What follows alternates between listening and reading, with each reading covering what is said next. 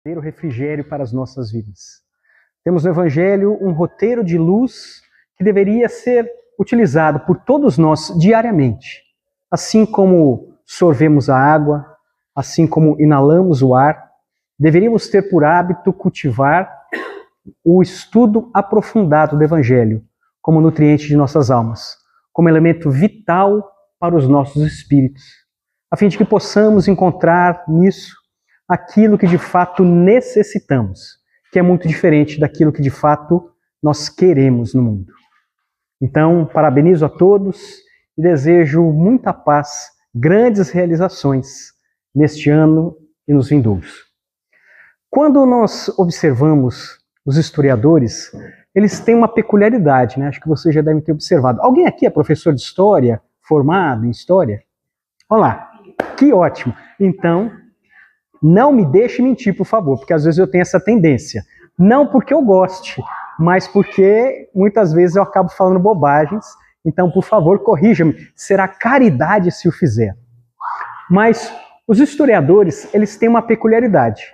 Para facilitar a nossa compreensão, eles costumam pegar momentos históricos e dão-lhes denominações muito próprias, a fim de que aquilo esteja vinculado através de uma palavra, de uma simbologia, a um determinado período.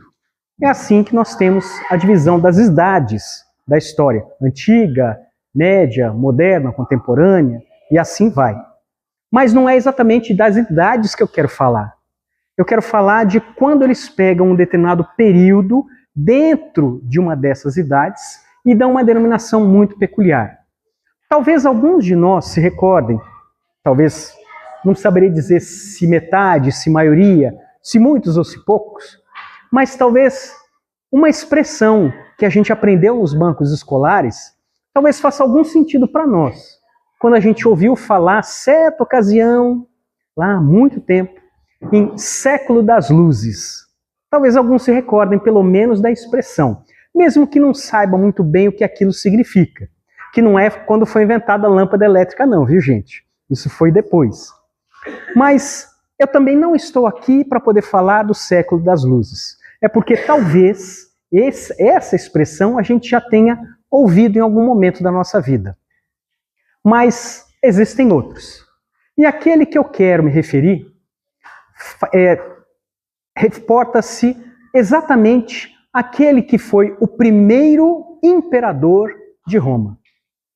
Roma não foi apenas o império, passou por diferentes períodos, sendo o período final, o período do seu apogeu, o período da sua máxima expansão, o período do império. E diferentemente do que muitas vezes a gente considera, do que a gente se lembra, o primeiro imperador não foi Júlio César, apesar dos imperadores serem chamados, ganhavam o título de César, mas ele não foi o primeiro imperador. Quem inaugura o Império Romano, o primeiro imperador, tinha um nome comum, Otávio, Otaviano. É impressão minha ou tá? Parece que eu comecei a ouvir melhor minha voz. Pode colocar. Coloco.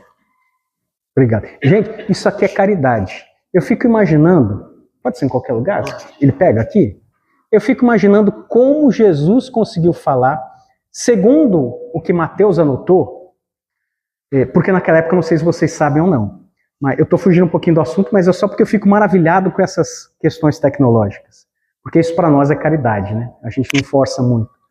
Mas no Evangelho, segundo Mateus, fala que estavam presentes no Sermão da Montanha 5.000 homens, porque só se contavam os homens naquela época. Então, lá mesmo, textualmente, Mateus fala 5.000 homens, fora as mulheres e crianças. Se a gente fosse fazer uma proporção aqui, mais ou menos, pelo número de homens e de mulheres, eu acho que devia ter umas 17, 20 mil pessoas por lá, viu, gente? Porque se contaram 5.000 homens, a multidão era muito maior. E Jesus não dispunha disso. Imagina como a sua mensagem conseguiu alcançar a todos. Mas não estamos aqui também para poder falar sobre isso. É só porque eu me maravilho com as tecnologias que facilitam a nossa comunicação. Mas então voltemos àquele, Otávio ou Otaviano. Contam os historiadores que ele chegou ao poder por uma conjunção de fatores. Aqui, tá bom? Por uma conjunção de fatores. Ele vivia naquela época, quando ele chegou ao poder, e ele era, ao mesmo tempo, sobrinho e filho adotivo de Júlio César. Não tentem entender. É a cultura de outro povo em outra época. Então, apesar de ser sobrinho, ele foi adotado, não como nós que adotamos uma criança órfã, por exemplo, mas foi adotado do ponto de vista político, de herança, etc. e tal. Então, Otávio chega ao poder por uma série de conjunção de fatores. Ele dividiu o poder com outras pessoas, no chamado triunvirato, e quando ele derrota os outros dois, ele assume sozinho o poder. E naquele momento, Roma vivencia um período de paz. Era um período em que as armas foram depostas, em que diversos expoentes da cultura romana, literatos, artistas, músicos, escultores, poetas, vinham e decantavam, falavam das belezas de Roma. E tudo aquilo caminhava para que mesmo nas mais distantes províncias do império, tudo emanasse paz. Tudo era harmonia. De tal forma que os historiadores deram a denominação daquele período em que Otávio ou Otaviano esteve no poder, eles deram o nome de século de Augusto. Mas por que século de Augusto? Porque ele viveu nesse período de esplendor, então ele auto-intitulou-se Augusto, que significa divino, de ordem elevada.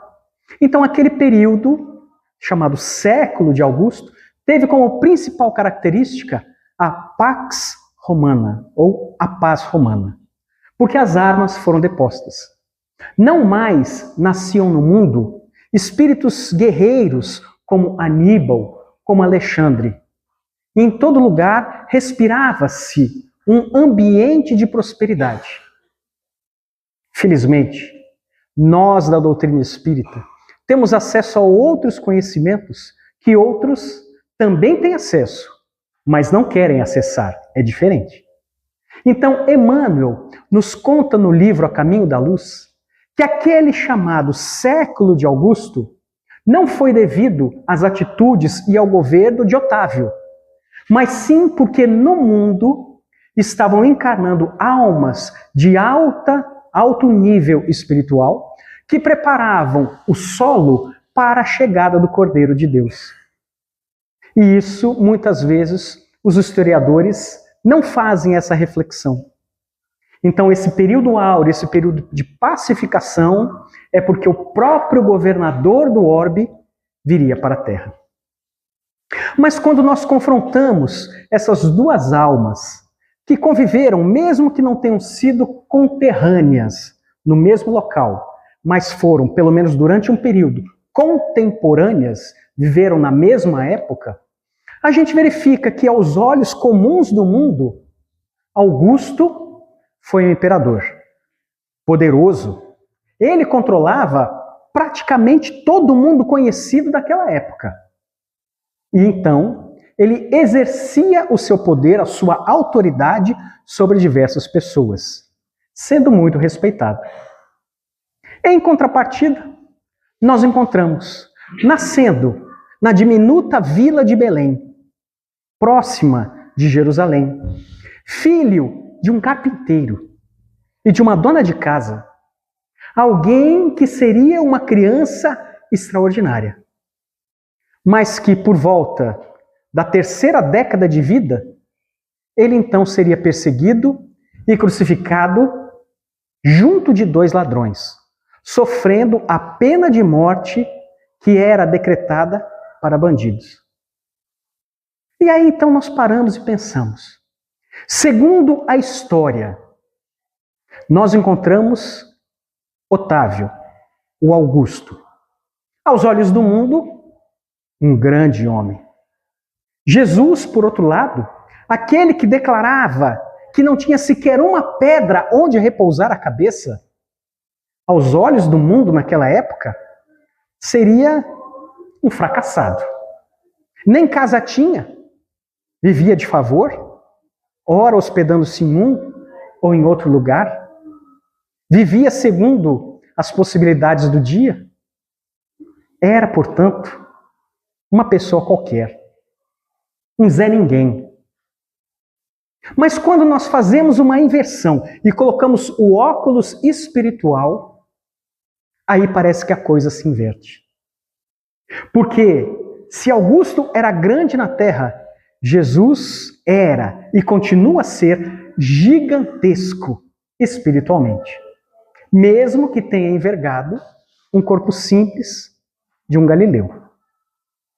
E é interessante nós notarmos que Roma teve o seu apogeu.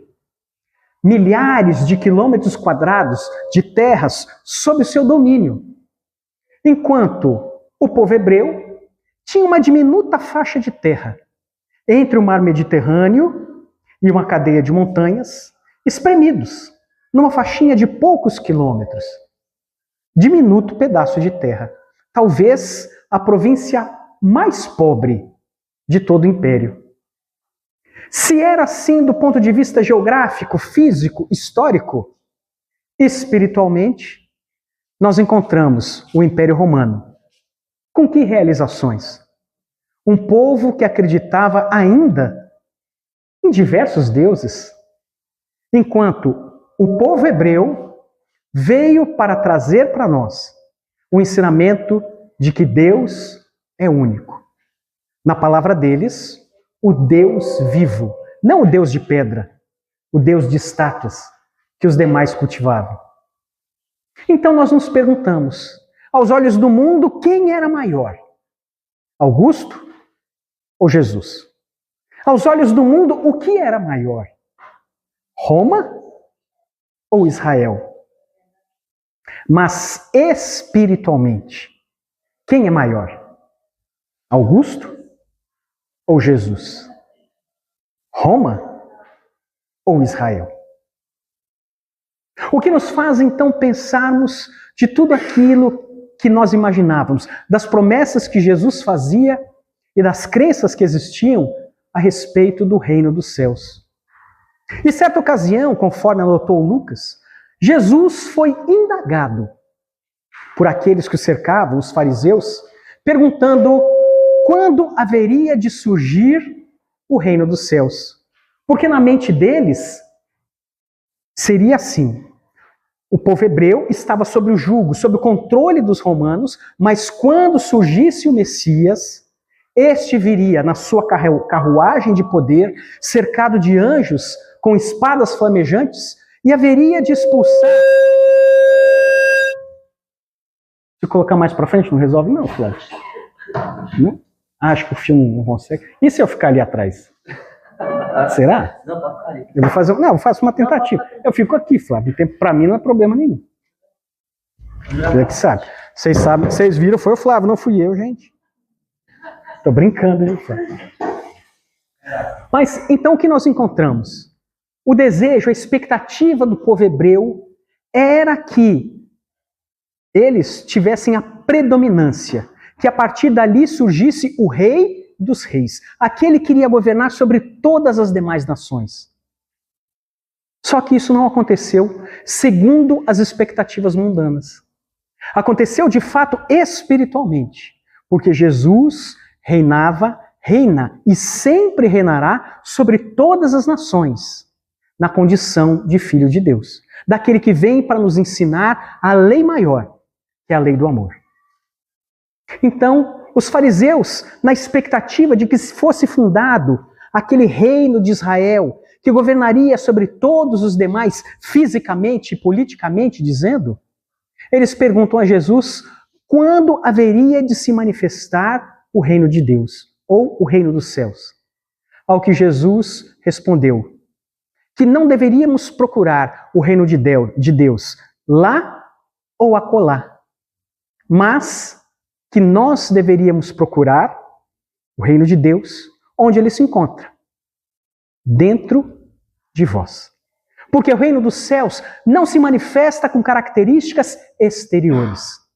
Reino dos céus não é uma promessa futura. É uma construção que se faz diariamente, a partir de nossos pensamentos, de nossas palavras, de nossos atos. Não é uma compensação que nós encontraremos após a desencarnação. Reino de Deus se pode vivenciar aqui, agora, onde quer que estejamos, com quem quer que nos encontremos. Porque é um estado íntimo, é um estado de felicidade, de plenitude que nós podemos viver, não importando se estamos saudáveis ou se estamos doentes, se temos grande ou pequena fortuna, se temos o que comer ou não, porque os nutrientes servem para o corpo, mas as boas ações servem para a alma. A esse aspecto, mergulhemos numa das obras de Kardec, cujo título é conhecido, mas cujo conteúdo é bastante ignorado. A quarta obra básica da codificação, O Céu e o Inferno, ou A Justiça Divina, segundo o Espiritismo. Uma obra dividida em duas partes. Primeiro, uma parte de doutrina, e a segunda parte, casos práticos, onde Kardec vem nos apresentar uma infinidade de situações em que nos mostram situações de espíritos felizes, de espíritos em situação mediana, espíritos sofredores, expiações terrestres. E de lá trouxemos 3 casos, para que possamos compreender melhor esta relação do reino dos céus. Em primeiro lugar, o espírito Claire. Uma mulher que viveu na França e que, no mundo espiritual, passava por uma situação muito peculiar. Claire, segundo o espírito São Luís, que descreve a situação espiritual daquela alma, Claire havia sido na Terra um espírito extremamente egoísta. Nada havia dado, nada havia feito. Enquanto esteve por aqui, gozou de tudo aquilo que se costuma dizer uma vida feliz. Era rica, era bela, era jovem, era bajulada. Acho que a expressão que hoje em dia poderia melhor representar, Claire seria hoje em dia influencer. Mais ou menos assim. Onde diversas pessoas acompanhavam tudo que ela fazia. Mas o que a nutria era justamente o fato dos outros a observarem e a admirarem. E ela não fazia nada pelos demais. Claire, no mundo, não havia feito nada que pudesse ser catalogado, segundo a criminologia, como um crime. Nada que fosse possível acusá-la de ter ferido a lei dos homens. Mas se ela não feriu a lei dos homens, ela feriu a lei de Deus. Porque ela não fez, não exerceu, o mais nobre de todos os sentimentos, a caridade. Porque viveu exclusivamente para si mesma, não se importando com os outros que estavam ao seu redor. Por isso, a situação espiritual daquela alma não era de encontrar-se no inferno, porque nós sabemos que não existe. Mas Claire encontrou aquilo que fez durante a sua existência na Terra. Claire encontrou o nada. Não havia ninguém ao seu lado. Encontrou o vazio absoluto. E São Luís nos fala que se talvez existisse um inferno e Claire tivesse ido para lá, ali ela seria mais feliz. Porque haveria pelo menos demônios que estivessem importunando-a. Porque com isso demonstraria que alguém se importava com ela. E no entanto, ela vivia isolada de tudo, de todos. Na mais absoluta ausência de qualquer coisa. E para ela, essa situação seria eterna. Porque é o que ela acreditava. Que após a morte, a eternidade das penas. E nisso consistia, portanto, o seu chamado castigo. Imaginar que viveria isolada por todo sempre. Vamos agora a um caso oposto. Há um nome, para quem já leu a obra, um nome que para nós é praticamente impronunciável. 6 letras. Dessas 6 letras, só uma é vogal. As outras são todas consoantes. E a gente lê lá uma confluência, S-Z-Y-M-E-L. Para nós é impronunciável. Mas hoje em dia nós temos muito recurso. Como falava que esse caso aconteceu na Lituânia, quando vocês quiserem saber como pronuncia um nome, digita o nome e fala em lituano. Você vai ser direcionado a um site que vai te dizer qual é a pronúncia correta. Então, aquele nome que eu não sabia como é que se dizia, recentemente eu aprendi que a gente fala Shimel, que também não quer dizer nada. Mas a versão em língua portuguesa é um nome muito conhecido, porque é um nome, agora na versão lituana, de origem hebraica, Shimuel, que significa, ou, em língua portuguesa, Samuel. Aí fica mais fácil. Então, se nós falarmos Samuel, estamos falando certo. Só fizemos o aportuguesamento. Então, Samuel era um mendigo da capital da Lituânia, Vilna. E ele, no dia do seu sepultamento, conseguiu a peripécia de que todo o comércio da cidade fosse fechado. E praticamente metade da população acompanhou o seu cortejo fúnebre. Mas como pode metade da população acompanhar o sepultamento de um mendigo? É porque o seu bordão, o que ele falava quando ia pedir a esmola, ele pedia uma ajuda para os órfãos, para as viúvas e para os pobres. E a sua história, então, conforme nos conta Kardec, é que ele havia nascido numa família muito pobre, filhos de pais muito sovinas. E, conforme ele ia crescendo, a sua mãe desencarnou, o que fez com que ele sentisse muita solidão, porque, apesar de tudo, a mãe lhe dava carinho. E o pai não tinha nenhum interesse por sua sorte. Os pais de origem judaica, quando o pai se tornou viúvo e não se importava mais com Samuel, ele passou o seu filho para a guarda de um outro judeu que o pegou não na condição de fazer a caridade, mas para que Samuel pudesse trabalhar em proveito dele. E com isso ele lucrou muito mais do que o gasto que teve com Samuel. E conforme o tempo passava, em pouco tempo, o pai de Samuel veio também a falecer, e também os seus irmãos, porque ele era o caçula. E dos irmãos que faleceram, sobraram crianças, que então Samuel acolheu na condição de filhos próprios. Porque ele sentia a saudade da mãe e imaginava que, igualmente, aquelas crianças deveriam sentir saudade da carícia de suas próprias mães. Então ele quis fazer com que as crianças não passassem pela situação pelo qual ele havia passado. E com isso, conforme as crianças foram crescendo, também elas adquiriram doenças e vieram a falecer. Mas Samuel então pensou: essas crianças, muitas vezes órfãos, são vítimas de mães que, tornando-se viúvas, não têm mais condições de poder cuidar de sua própria sobrevivência. Porque viúvas não têm mais o arrimo de família.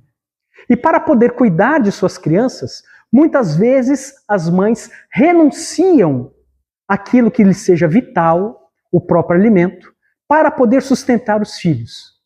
Então, apiedado da situação das viúvas, que muitas vezes, despindo-se das suas próprias necessidades vitais, acabavam por sucumbir e gerarem novos órfãos, ele dedicava-se aos órfãos e às viúvas, que potencialmente poderiam gerar novos órfãos.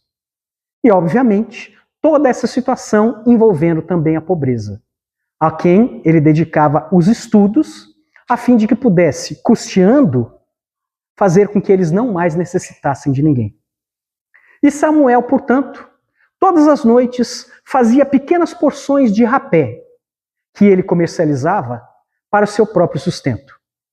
Vendia, angariava algum naco de alimento para si e o restante era para os pobres. Como isso era insuficiente, ele então mendigava para poder garantir-lhes o sustento. No início, ele sofreu resistência, porque ninguém tinha certeza se de fato ele iria cumprir aquilo que dizia. Mas aos poucos, o seu exemplo foi contagiando as pessoas e, percebendo-lhe a sinceridade de propósitos, passaram a contribuir e acompanhar a sua vida. Durante 30 anos de sua existência terrestre, ele vivenciou a necessidade do mais pobre. E isso então poderia nos fazer pensar de uma maneira apressada que quem é rico aqui na terra, como era o caso de Claire, vai ter dissabores na vida futura. Não vai encontrar o reino dos céus. Enquanto aqueles que sofrem, que padecem, que passam por privações no mundo, automaticamente teriam situações gloriosas na vida futura. Seriam grandes no reino dos céus. Obviamente, não é disso que nós estamos tratando. E precisamos pegar com o próprio Kardec o exemplo que nos faça entender que não se trata de compensação. Pobre vai ser feliz, rico vai ser infeliz.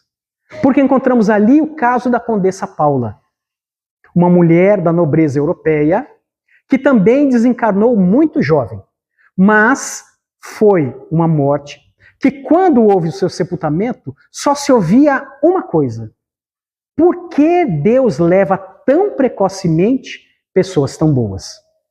Porque a Condessa Paula não se permitia fazer um comentário maledicente.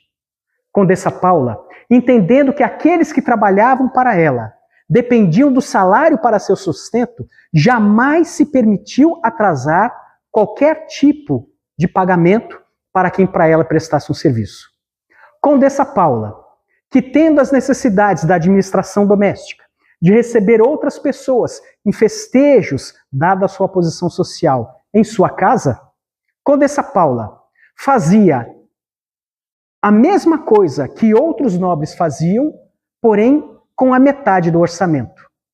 Não que ela não tivesse, não que fosse sovina, mas é porque ela era muito hábil e não se permitia qualquer tipo de desperdício. E com aquilo que ela angariava, porque ela tinha o seu orçamento para poder gerir a casa, para poder fazer os festejos, gastando apenas a metade, a outra metade ela não guardava para si. Ela ajudava a quem necessitava. Quando nós fazemos uma comparação entre esse trecho de Kardec, que está lá no Céu e Inferno, sobre a Condessa Paula, e um outro trecho muito conhecido, do capítulo 13, me parece, do Evangelho segundo o Espiritismo, chamado Infortúnios Ocultos, que se inicia assim: quem é esta mulher nobre que secretamente sai para poder procurar aqueles que sofrem? E que lá no final, uma pessoa vai à sua casa, uma das suas assistidas, e fica espantada quando vê a condessa, porque a mulher ia com roupa simples fazer as suas visitas. E quando a pessoa olha, ela diz assim: shh, não contes a ninguém que ela morava naquele palacete. Então, quando nós comparamos os dois trechos, tudo me leva a crer, mas é opinião minha. Talvez o Silvio até discorde. Mas é opinião minha, uma conclusão que eu cheguei. Não tenho muitos elementos, mas eu acho que é de Condessa Paula que se fala no Evangelho segundo o Espiritismo, tal a convergência de fatos, quando a gente faz uma leitura comparada entre o que está em O Céu e o Inferno e o que está no Evangelho segundo o Espiritismo. Então nós vemos que Condessa Paula era jovem, era bela, era rica, mas não dedicava a sua vida apenas para si mesma, dedicava ao outro. E é por isso, para nós podermos entender essa questão do reino dos céus, que não é uma promessa futura, que não é uma compensação em relação à vida presente, que eu peço licença para ler só esse livro, gente. Brincadeira. São apenas 4 versículos que Mateus anota lá no capítulo 16, e toda vez que eu puder, eu vou fazer propaganda sim desta obra. Isso aqui é o Novo Testamento. Até aí, nada demais. Tradução Haroldo Dutra Dias. Ah, então você faz propaganda porque é uma tradução espírita.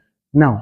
Apesar de ser publicado pela Federação Espírita Brasileira, a diferença da tradução que o Haroldo fez em relação a outros tradutores para a língua portuguesa do Novo Testamento é que Haroldo não pegou versões mais recentes ou de outros idiomas para poder fazer a sua versão.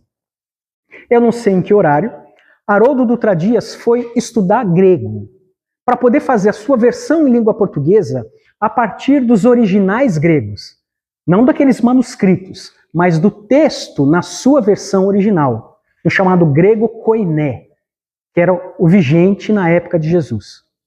Então, qual é a diferença? É que quando o Haroldo faz a tradução, ele não quer trazer o texto para o nosso mundo moderno. Ele quer nos conduzir para entendermos como as pessoas que conversavam ou que ouviam determinados discursos, como elas entendiam. Então, ele não nos traz o texto para a modernidade. Ele nos leva para a antiguidade, colocando-nos na condição de testemunhas do que as pessoas conversavam, discutiam naquela época, sendo muito fiel, portanto, às ideias originais. Por isso que a sua versão é tão grossa, sendo que aqui nós temos apenas os 4 evangelhos e Atos dos Apóstolos. Todas as epístolas, as cartas e mais Apocalipse estão no 2º volume. Tal é a quantidade de notas de rodapé que Haroldo Dutra Dias utiliza para nos explicar a origem de determinada expressão, enriquecendo, portanto, a nossa compreensão do texto. Propaganda feita sem nenhum marketing, sem nenhum recebimento. É porque eu acho tão boa mesmo essa tradução que eu recomendo a quem tiver acesso que possa adquirir, ou se a biblioteca tiver, que pegue quando for fazer algum estudo e veja como o Haroldo se dedicou nessa tradução. Então é só para nós entendermos que às vezes as palavras que o Haroldo coloca podem soar um pouco diferente da versão que vocês têm em sua casa, que é uma versão muitas vezes católica ou evangélica. Não é que ele utiliza aqui termos espíritas, é porque ele pega o texto original, a ideia original. E muitas vezes, quando nós pegamos outras versões em língua portuguesa, já tivemos problemas de tradução de uma palavra que vem do grego para o latim, do latim para o italiano, do italiano para o francês, francês para espanhol, espanhol para português, e com isso vai se perdendo o sentido original das palavras. Então, por isso que eu prefiro essa tradução. E assim, então, nos fala, nós vamos perceber algumas palavras sobre a qual nós vamos nos debruçar para compreendermos melhor esta relação do reino dos céus. Fala-nos, então, Jesus pela voz de Mateus, ou pelas anotações de Mateus. Pequenos e grandes no reino dos céus. Ficou claro agora, Carlinhos? Porque o título... Quando a gente vê lá no capítulo, nesse caso aqui, ele inicia pelo versículo 1. Nós vamos falar do versículo 1 a 4. Mas vocês já viram que às vezes tem um pequeno título dentro do capítulo? Isso se chama perícope. Isso é uma liberdade que o tradutor tem. Alguns podem considerar que a perícope vai do versículo 1 ao 6. Outro pode entender que vai do 1 ao 5. Outro do 1 ao 9. Outro pode entender que ali não existe perícope. Então é o que a gente chama vulgarmente de passagem. Quando a gente fala, por exemplo, vamos lá falar sobre o Sermão da Montanha. Então está escrito Sermão da Montanha, mas quem colocou aquilo ali foi o tradutor. Na versão original não existia isso, não existia essa ideia lá com os primeiros escritos no início do cristianismo.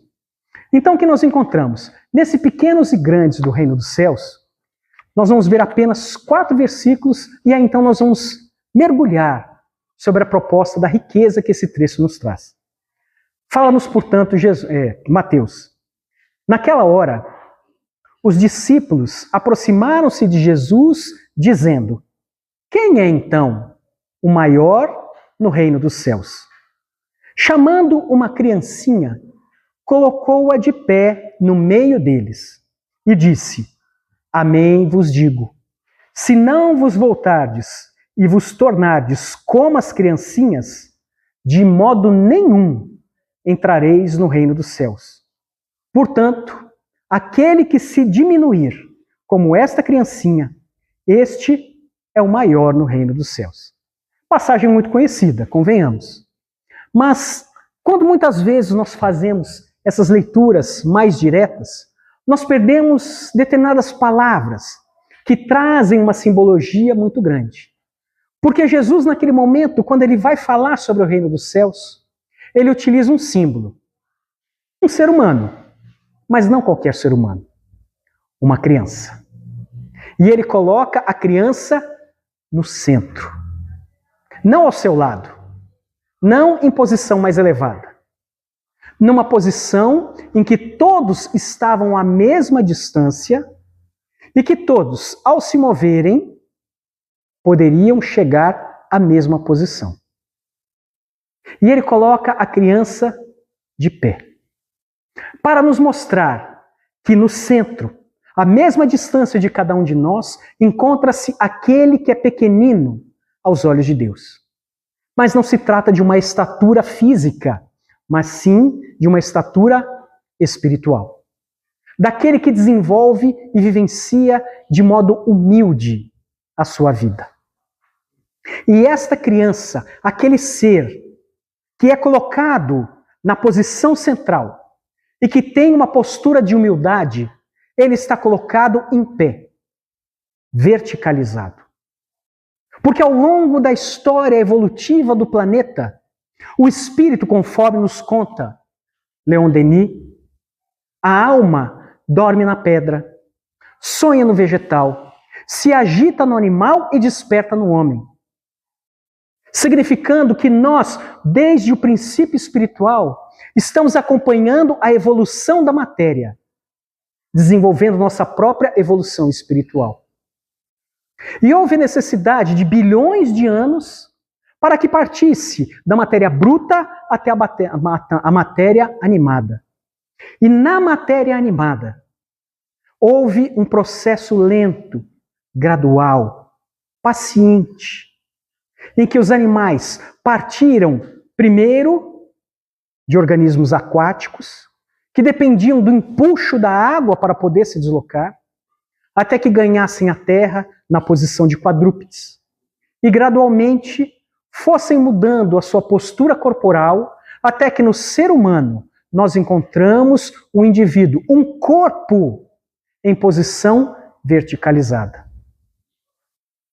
Que se do ponto de vista da existência material tem uma finalidade, que as nossas mãos se tornem instrumentos, do ponto de vista espiritual, a verticalização mostra a conexão terra com o alto, da criatura com o Criador, do filho com o Pai.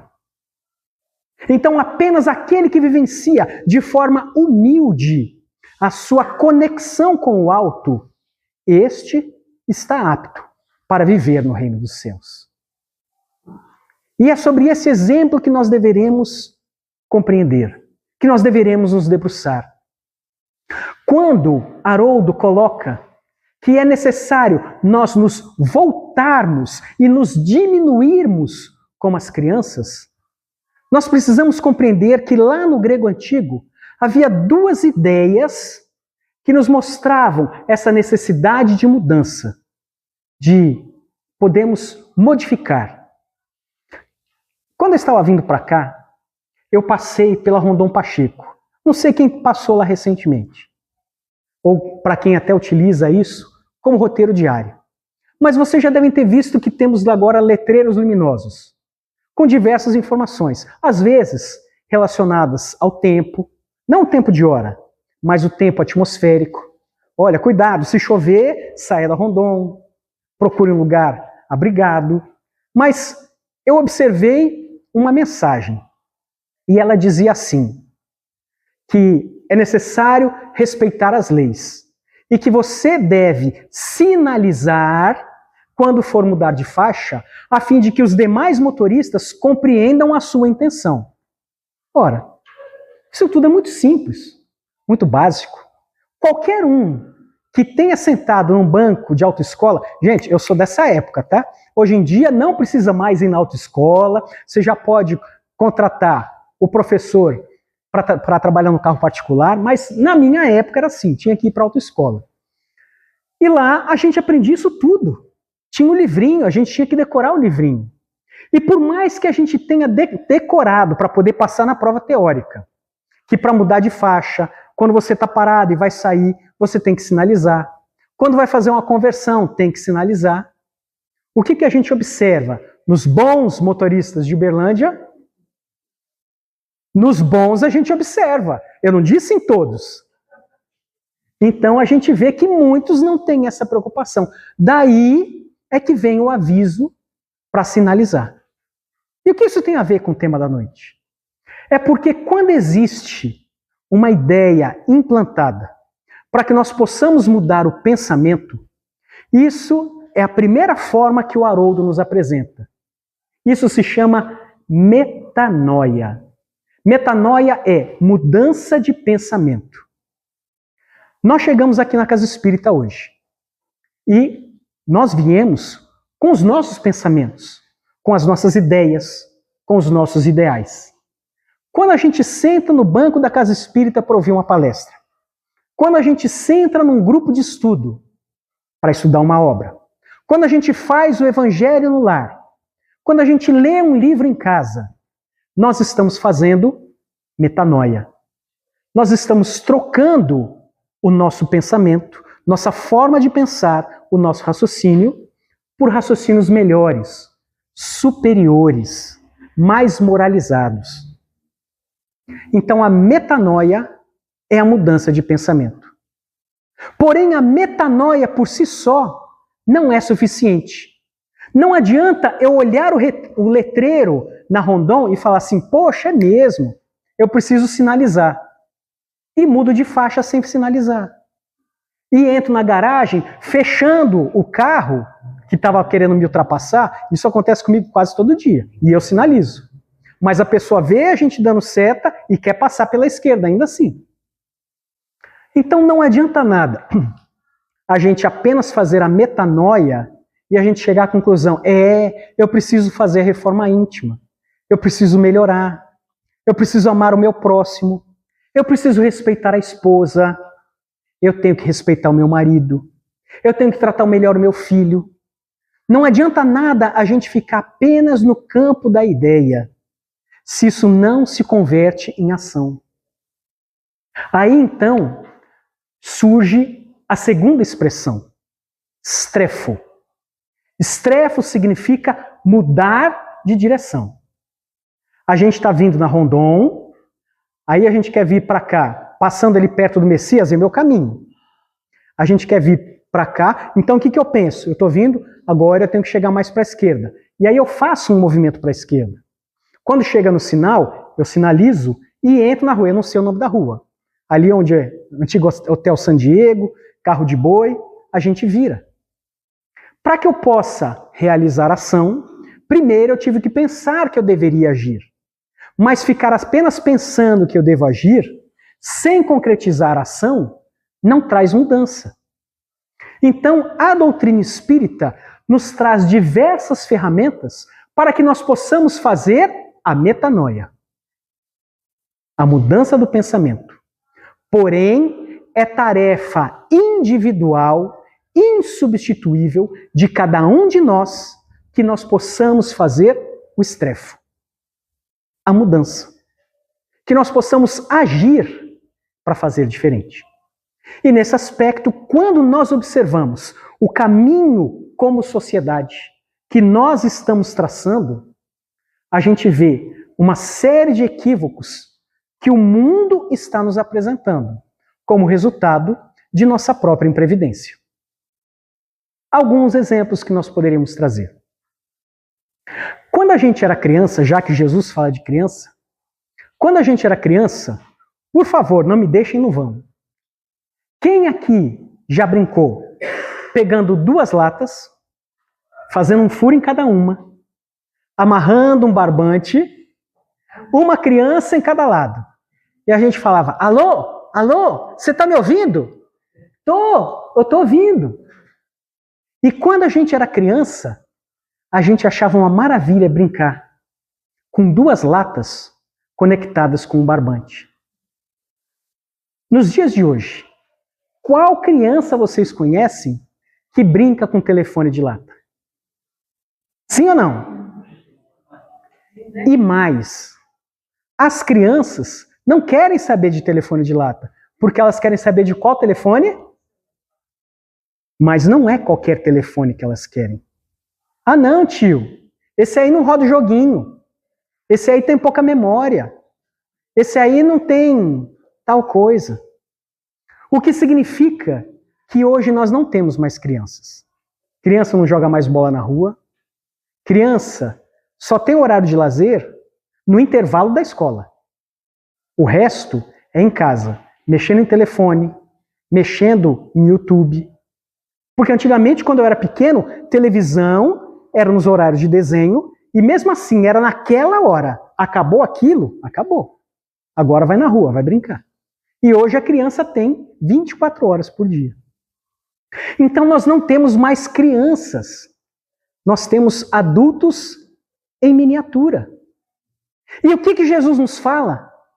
Em verdade vos digo, que se não vos voltardes e vos fizerdes pequenos como crianças, não entrareis no reino dos céus. Mas ao invés de nós voltarmos a ser crianças, nós apressamos as crianças para que sejam adultos em miniatura. Com isso, a gente não entende o significado de uma palavra. Contentar. Contentamento. Porque quando a gente era criança, a gente se contentava com o telefone de lata e ficava contente. Hoje em dia, quem é que fica contente se não tem algo que lhe contente? Porque hoje nós baseamos as nossas vidas na satisfação dos prazeres materiais. Não há nenhum problema em querermos, em desejarmos os objetos materiais. Ninguém vai para o inferno eternamente por causa disso. Mas, se não me engano, lá no livro dos Espíritos diz assim: espíritos imperfeitos, predomínio da matéria sobre espírito. Espíritos bons, predomínio do espírito sobre a matéria. Então não é pecado. Não vai existir castigo eterno, mas é um termômetro. Se eu busco cada vez mais a satisfação do ponto de vista material, isso é um indicativo em qual nível eu estou. Não há demérito nisso, mas é muito forte a evidência para nós.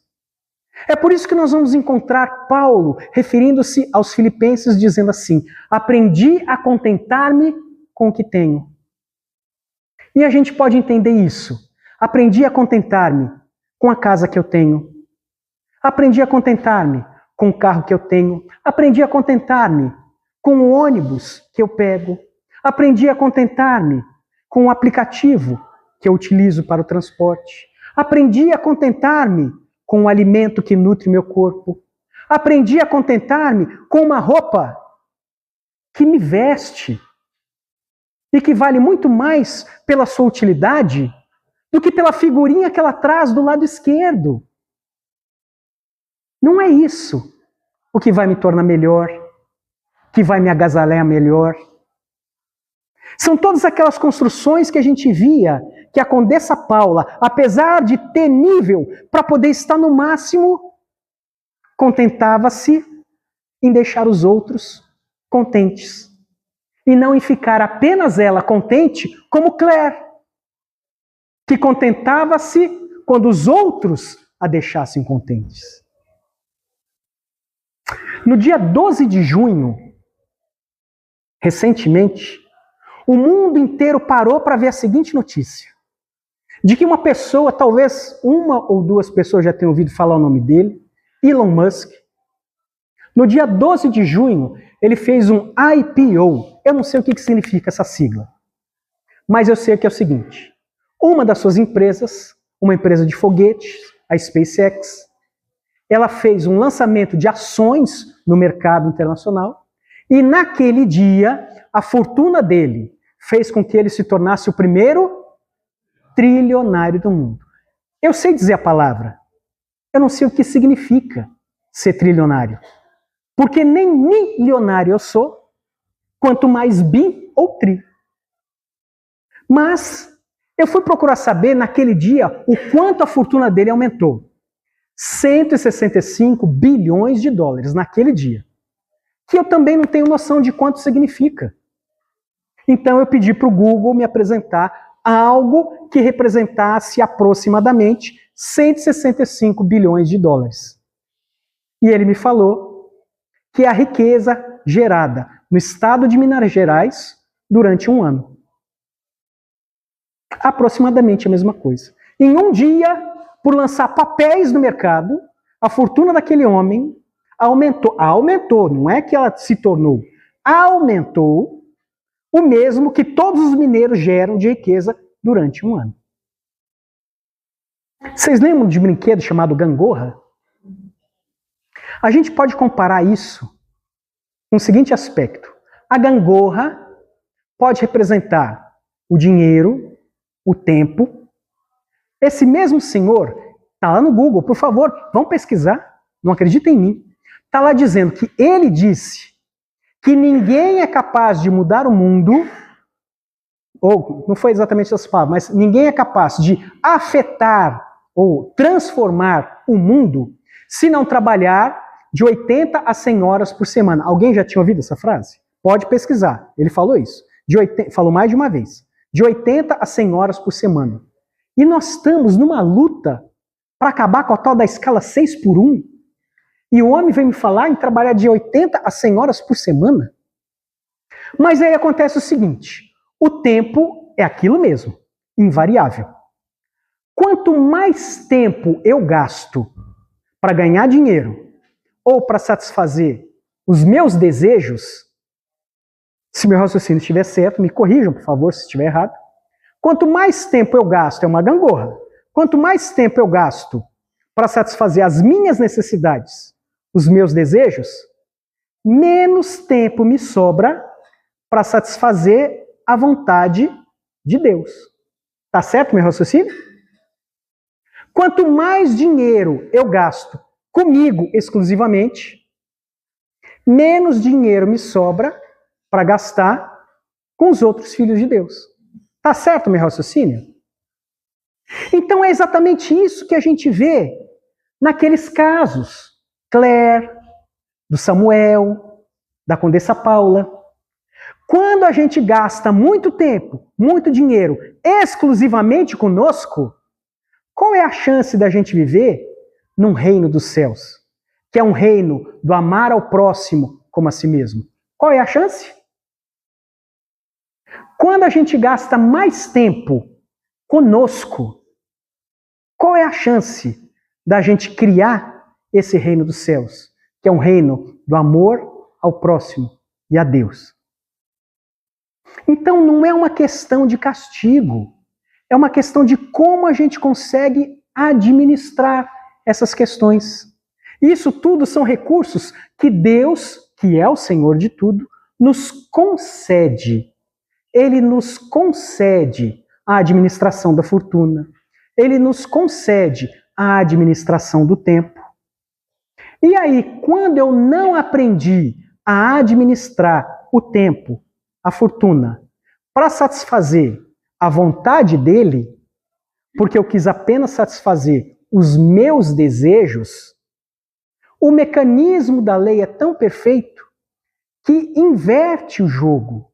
E aí eu vou ser obrigado a ser administrado em termos de fortuna, em termos de tempo, por outro indivíduo, para que eu possa aprender a valorizar os recursos que a providência dá para cada um de nós.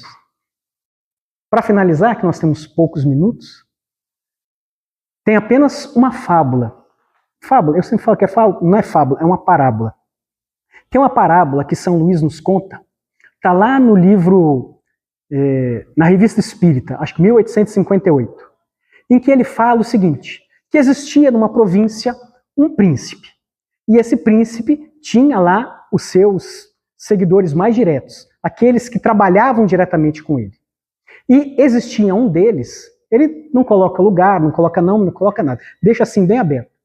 Um desses, que não era o príncipe, era um assessor do príncipe, ele era muito orgulhoso da sua posição.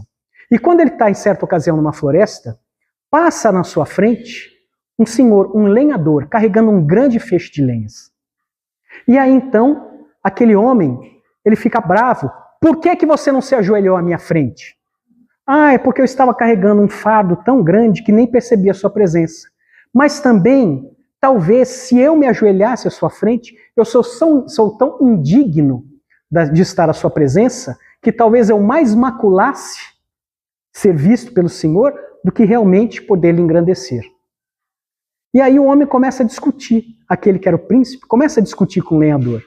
E o lenhador fala para ele que, na verdade, ele não invejava a posição daquele homem, porque ele sabia que poderia ser tirado. E, de fato, dias depois, o príncipe se cansou daquele homem e o demitiu. E, caindo na desgraça financeira, ele foi espezinhado, açoitado, perseguido por todos aqueles que antes ele perseguia. E o São Luís finaliza dizendo uma coisa que eu achei muito forte, que ele diz assim: ó poderosos do mundo, quando vocês entenderão que o cachorro do coveiro brincará com seus ossos junto com os ossos do mendigo. Eu achei essa frase tão forte quando ele disse isso, porque de fato todos nós finalizaremos da mesma forma. E o que vai valer para a vida futura não é a fortuna que você administrou, mas sim quantas vidas você tocou, quantas pessoas você fez viver melhor, quantos de fato você amou, para que ao final da sua vida alguém possa dizer, ou muitas pessoas, por que Deus leva pessoas tão boas tão rápido daqui da terra? Muito melhor a gente ser lembrado pelas coisas boas que deixou do que como a Claire, que foi esquecida por todos porque nunca se lembrou de ninguém. Então, que Jesus nos... Muito obrigado a todos, gente. Obrigado, Carlinhos.